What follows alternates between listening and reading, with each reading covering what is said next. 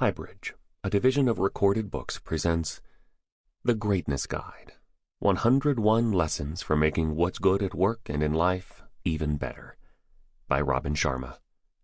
Read by Verner. Life is pure adventure, and the sooner we realize that, the quicker we will be able to treat life as art. Maya Angelou. I used to think that one day I'd be able to resolve the different drives I have in different directions, the tensions between the different people I am. Now I realize that is who I am. I do feel I'm getting closer to the song in my head. I wasn't looking for Grace, but luckily Grace was looking for me. Bono, lead singer of U2, as quoted in Rolling Stone. Chapter 1. I'm no guru. The media sometimes calls me a leadership or self-help guru. I'm not. I'm just an ordinary guy who happens to have learned ideas and tools that have helped many human beings reach their best lives, and many organizations get to world class. But I must be really clear. I'm no different from you. I have my struggles, my frustrations, and my own fears, along with my hopes, goals, and dreams. I've had good seasons and some deeply painful ones. I've made some spectacularly good choices and some outrageously bad mistakes. I'm very human, a work in progress. If I have ideas that you find insightful, please know it's simply because I spend my days focused on the knowledge you are about to experience, thinking about practical ways to help you play your biggest game as a human being and reach greatness, dwelling on how I can help companies get to the extraordinary. Do anything long enough, and you'll get some depth of insight and understanding about it. Then they'll call you a guru.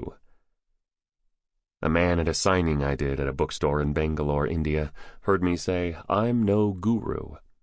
He came up to me and said, "Why are you so uncomfortable being called a guru? Gu simply means darkness in Sanskrit, and ru simply means dispel. So the word guru simply speaks of one who dispels the darkness and brings more understanding and light." Nice point. Made me think. I guess my discomfort stems from the fact that if you think I'm different from you, then you might say, well, I can't do the kinds of things Robin talks about because he has talents and abilities I don't have. All the stuff he talks about is easy for him to do. He's this guru. Nope. Sorry to disappoint you. I'm just a guy working hard to make the best of his days, trying to be a great single dad to my 2 wonderful children, and hoping he's, in some way, making a difference in people's lives. No guru here. But I do like the dispelling the darkness point. Need to learn more about that one. Maybe some guru can help me. Chapter 2. Harvey Keitel and Windows of Opportunity. I don't always get it right. I told you I'm no guru. But please know that I try so hard to walk my talk and to ensure my video is in alignment with my audio. Still, I am a human being, and that means sometimes I slip. I've yet to meet a perfect one. Here's what I mean. I spend a lot of time encouraging the readers of my books and the participants at my workshops on personal and organizational leadership to run toward your fears and to seize those cubic centimeters of chance, opportunities, when they present themselves. I challenge my clients to dream, to shine, and to dare. Because to me, a life well lived is all about reaching for your highest and your best. And in my mind, the person who experiences the most wins. Most of the time, I am a poster boy for visiting the places that scare me and doing the things that make me feel uncomfortable. But recently, I didn't. Sorry. I was downtown at the Four Seasons in Toronto, in the lobby getting ready for a speech I was about to give to a company called Advanced Medical Optics, which is a long-standing leadership coaching client of ours, and an impressive organization. I look up, and guess who I see? Harvey Keitel. Yes, The Harvey Reservoir Dogs big movie star, Keitel. And what does the man who wrote The Monk Who Sold His Ferrari do? I shrink from greatness. I don't know why I didn't stand up and walk over and make a new friend. I've done it with baseball legend Pete Rose at the Chicago airport. We ended up sitting next to each other all the way to Phoenix. I did it last summer with Henry Kravis, one of the planet's top financiers, in the lobby of a hotel in Rome. I was with my kids, and Colby, my 11-year-old son, thought it was pretty cool. I did it with Senator Edward Kennedy when I saw him in Boston. I even did it with guitar virtuoso Eddie Van Halen when I was a kid growing up in Halifax, Nova Scotia. But I missed the chance to connect with Harvey Keitel. Each day, life will send you little windows of opportunity.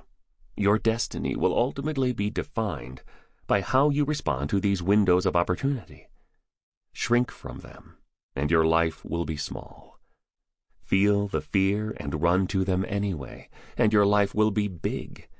Life's just too short to play little, even with your kids.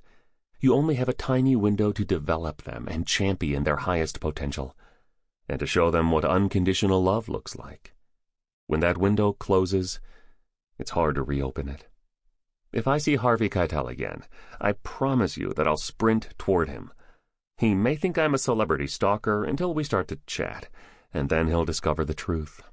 I'm simply a man who seizes the gifts that life presents to him. Chapter 3. Nothing Fails Like Success. Richard Carrion, the CEO of Puerto Rico's top bank, once shared a line with me that I'll never forget. Robin, nothing fails like success. Powerful thought. You, as well as your organization, are most vulnerable when you are most successful. Success actually breeds complacency, inefficiency, and, worst of all, arrogance. When people and business get really successful, they often fall in love with themselves. They stop innovating, working hard, taking risks, and begin to rest on their laurels. They go on the defensive, spending their energy protecting their success, rather than staying true to the very things that got them to the top. Whenever I share this point with a roomful of CEOs, every single one of them nods in agreement. Please let me give you a real-world example from my own life. This past weekend, I took my kids to our favorite Italian restaurant. The food is incredible there. The best bresaola outside of Italy, heavenly pasta, super foamy lattes that make me want to give up my job and become a barista. But the service at this place is bad. Bad, bad, bad. Like it is at most places. Why? Because the place is always full. And because they are doing so well, they've taken the lines out front for granted. And guess what? It's the beginning of their end. I love taking pictures. My dad taught me to record the journey of my life with photos. So I generally carry a little camera around with me. I asked our server if she would snap a picture of my children and me as we dug into our spaghetti. "I don't have time," was the curt reply. Unbelievable. Too busy to take 5 seconds to keep a customer happy. Too busy to help out a little. Too busy to show some humanity. Nothing fails like success. Richard Carrion gets it. So does David Neeleman, the CEO of JetBlue, who observed, "When you're making money and good margins, you tend to get sloppy." Many CEOs don't. The more successful you and your organization become, the more humble and devoted to your customers you need to be. The more committed to efficiency and relentless improvement you need to be. The faster you need to play, the more value you need to add. Because the moment you stop doing the very things that got you to the top of the mountain is the very moment you begin to slide down to the valley. Chapter 4. Be a rock star at work. Just finished reading an article in Fortune on the Google guys and all their economic success. It inspired a torrent of ideas. Reading's like that, isn't it? It got me thinking about the importance of showing up fully at work, giving the fullness of your brilliance, and playing full out.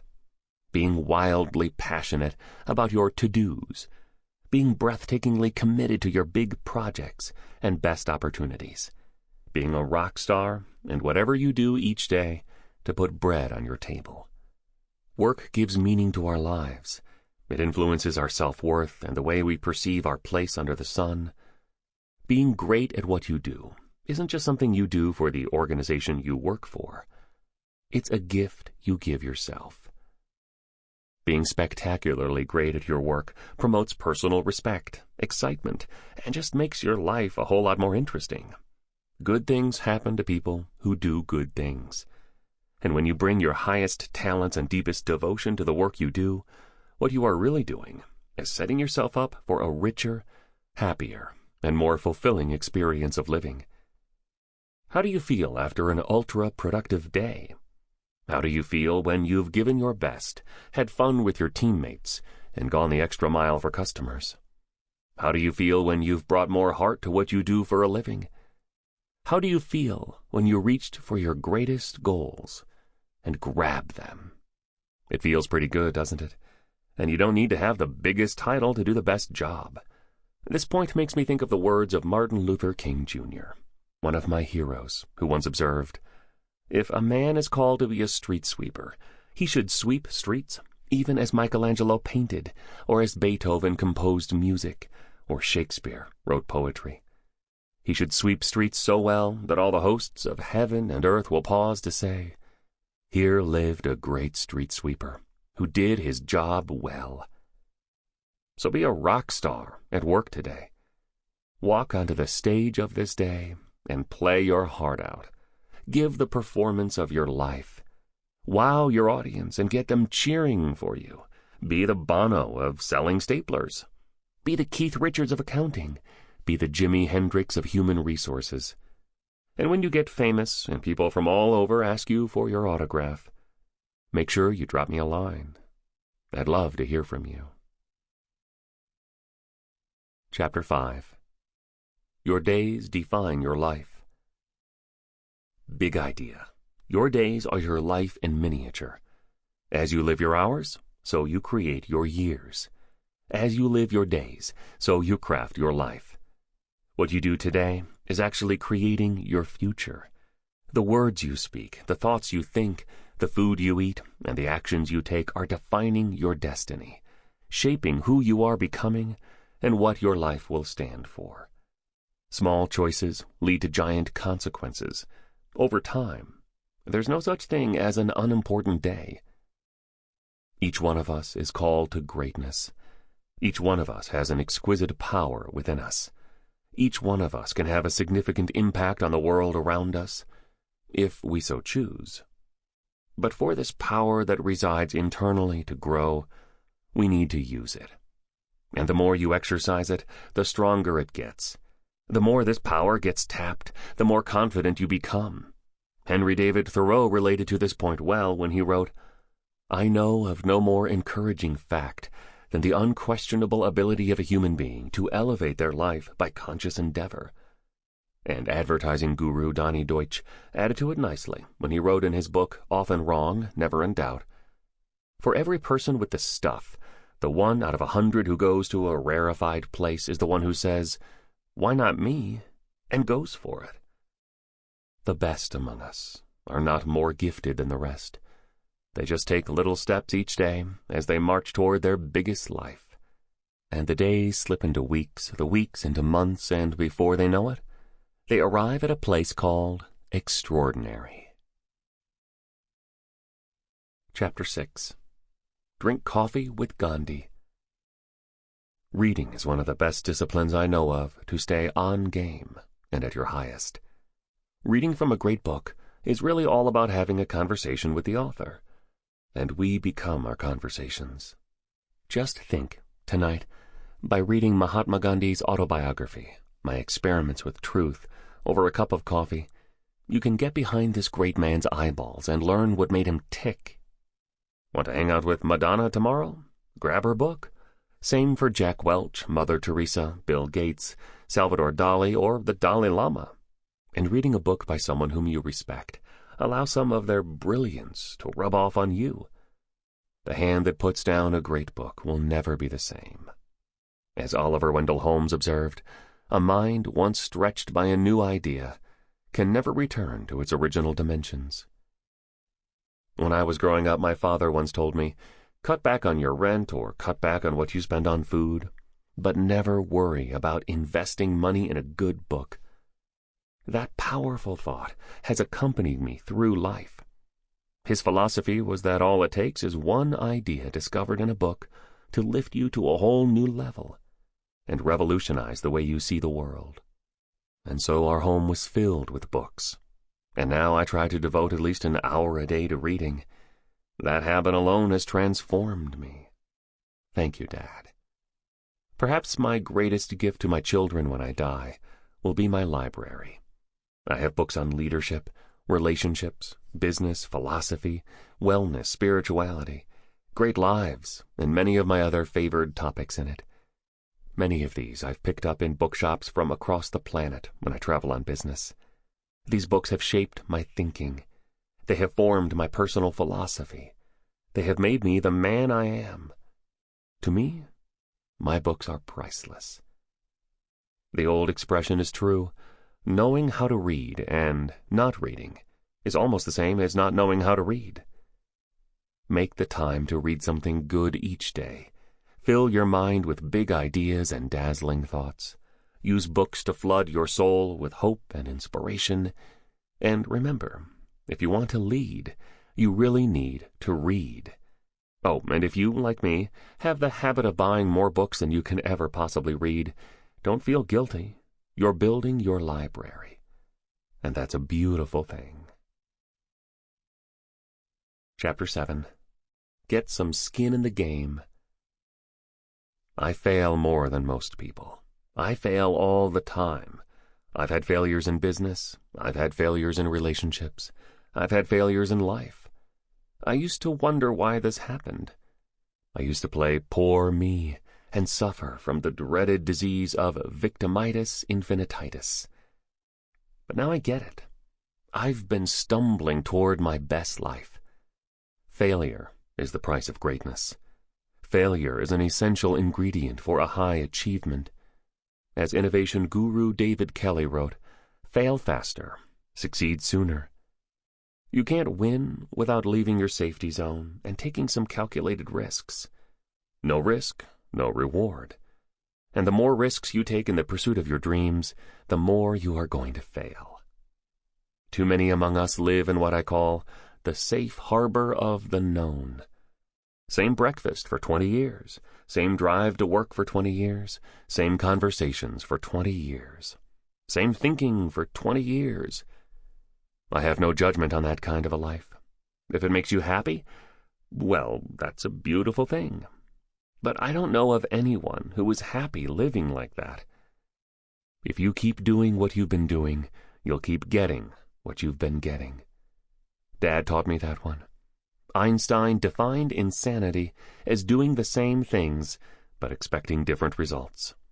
Yet most people rule their lives that way. True joy comes when you put some skin in the game and take some chances. Yes, you will start to experience more failure, but guess what? Success also starts to pay more visits. Failure is just part of the process of getting to world class. Screw-ups are the mark of excellence, said Tom Peters. The best companies on the planet have failed more than the average ones. The most successful people on the planet have failed more than ordinary ones. To me, the only failure is the failure to try and dream and dare. The real risk lies in riskless living. Mark Twain made the point perfectly when he observed, 20 years from now, you will be more disappointed by the things you didn't do than by the ones you did. So go ahead. Stretch today. Ask for the best table in your favorite restaurant. Ask for an upgrade into first class on your next flight. Good luck. Ask your teammate at work for more understanding. Ask your sweetheart at home for more love. Do it. I dare you. And remember, you can't win the game if you don't even play. Chapter 8. Be into breezes. I was at my tennis club a while ago with my kids, who are great players. I'm a great ball boy at best. A man who I guess would be in his early 70s comes up to me and starts a conversation. Interesting person. Lived a rich life so far. After a few moments, he closes his eyes and smiles. I ask, "What's going on?" His reply was unforgettable. "Oh, nothing much. It's just that I'm really into breezes." Perfect. In this age of wanting more, needing more, and having more, it was so refreshing to hear someone speak of the simple pleasures of life. I need to be clear. I have nothing against material things. Contrary to popular belief, the monk who sold his Ferrari isn't a manifesto against making money and enjoying the good life. My main message there was simply remember what's most important to leading a great life. Drive a BMW, wear Prada, stay at the Four Seasons, and earn a ton of money if these are things that make you happy. Life is certainly full of material pleasures that really do make the journey more delightful. No need to feel guilty about enjoying them. But please don't forget about those basic but beautiful treasures to be loved along the way, like deep human connections, realizing your best through fulfilling work, exploring the world and experiencing the glory of nature, like a sensational sunset that fills your soul and brings a smile to your face, or a full moon set against a star-filled sky. Some of life's best pleasures are its simplest ones. Enrich your life with more of them, and your heart will fill with happiness. And you can start with sweet breezes. Chapter 9. Make time to think. I am blessed to be able to meet interesting people from all walks of life regularly because of the work I do. I meet filmmakers, poets, brilliant college students, wise teachers, and visionary entrepreneurs. Each one of these encounters has taught me something and shaped my perspective. I had dinner recently with one of Asia's top CEOs, asked him the secret of his outrageous success. He smiled. I make the time to think. Every morning he spends at least 45 minutes with his eyes closed, deep in reflection. He's not meditating, he's not praying, he's thinking. Sometimes he's analyzing business challenges. Other times he's thinking about new markets. Still other times he's being introspective on the meaning of his life and what he wants it to stand for. Often he's simply dreaming up new ways to grow personally and professionally. Every once in a while, he'll spend between 6 and 8 hours doing this, sitting silently, still, with his eyes closed, thinking.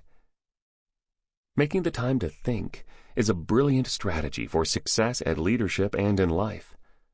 Too many people spend the best hours of their days solely engaged in doing, on the execution aspect of things. Recently, a client said to me, "Robin, sometimes I get so busy that I don't even know what I'm so busy doing." But what if he's busy with the wrong things? Few things are as disappointing as investing all your time, energy, and potential climbing a mountain only to find, once at the top, that you climbed the wrong one.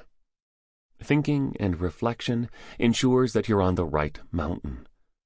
Peter Drucker, the management guru, said it so well. There is nothing so useless as doing efficiently that which should not be done at all. Being thoughtful and strategic is step number 1 as you walk to greatness.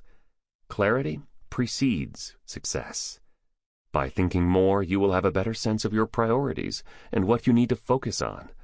Your actions will be more crisp and deliberate and intentional. You will make better decisions and wiser choices. More time thinking will make you less reactive.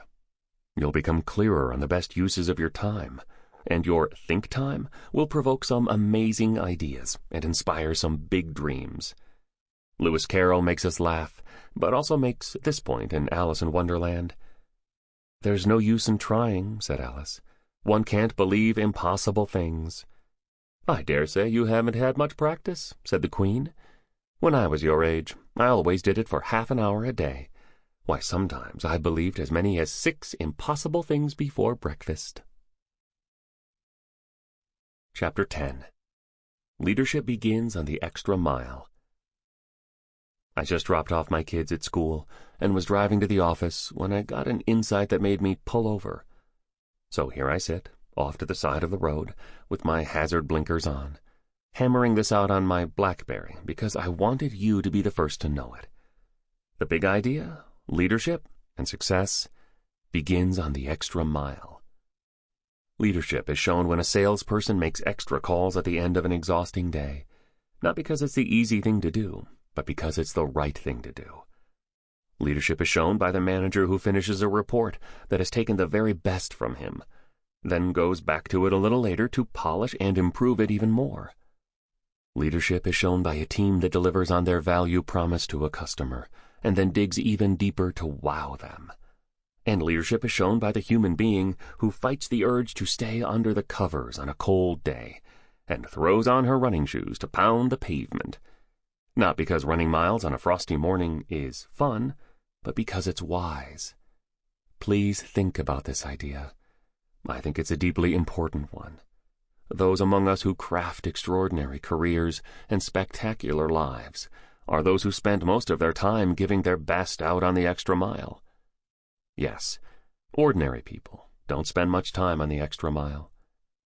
But whoever said you were ordinary? Chapter 11. Mick Jagger and Reference Points. Last Monday night I watched a 62-year-old man rock the house for more than 2 hours in front of 30,000 adoring fans. Yep, Mick is 62, and the once young Stones frontman is aging. But he still has that charisma, still has the moves, still has the youth. As I watched him, I thought of a term I've been sharing at my seminars these days: reference points. I heard someone say last week, I'm in my 60s, getting near the end of my life. Not if Mick is your reference point. Positive reference points will pull you into a new way of seeing things and introduce you to new possibilities. Doors you never even knew existed will begin to open. Lance Armstrong is a great reference point on persistence. My father is a great reference point on integrity. My mother is an excellent reference point on kindness. My children are superb reference points on what unconditional love and boundless curiosity look like. Richard Branson is a spectacular reference point on living a full-out life. Madonna is a great reference point on reinvention. Peter Drucker was a wonderful reference point on the importance of lifelong learning. Nelson Mandela is a brilliant reference point on courage and humanitarianism. Often, we have weak reference points, so we see the limitations of a scenario rather than the opportunities. With world-class reference points, you will realize far more of your potential and life will have more wonder. You will play a bigger game as a human being if you pick the right people to model. We are all cut from the same cloth. We are all flesh and bones. If they can get to greatness, so can you. You just need to do the same kinds of things your reference points did to reach their excellence. And I'll tell you one thing, when I'm 62, I want to be like Mick, because he's just getting started. Chapter 12. Business is relationships. I'm sitting on a plane in Frankfurt as I write this chapter. I spent yesterday meeting with publishers who have distributed The Monk Who Sold His Ferrari series around the world. Each autumn, Frankfurt comes alive as 250,000 publishing people descend on the city for the world's largest book fair. For me, today marks the last day of a 20-day speaking and book tour that took me throughout India, one of my favorite countries to visit, to Istanbul, a fantastic place, and now to this small German city. Learned so much these past 3 weeks. Met so many amazing human beings who blessed me with their kindness. Been moved by the sea change of people who are reaching for their greatest lives and leading by example. Perhaps most of all, I've been reminded that few things are more important than building relationships. How easy it is to forget that, ultimately, business and life is all about forging human bonds. Being out on this tour, I laughed with my readers at book signings. I broke bread with the client we do leadership development work for. I drank coffee with my publishers. I got to know the people in this community that has grown around my message, and they got to know me. Big idea.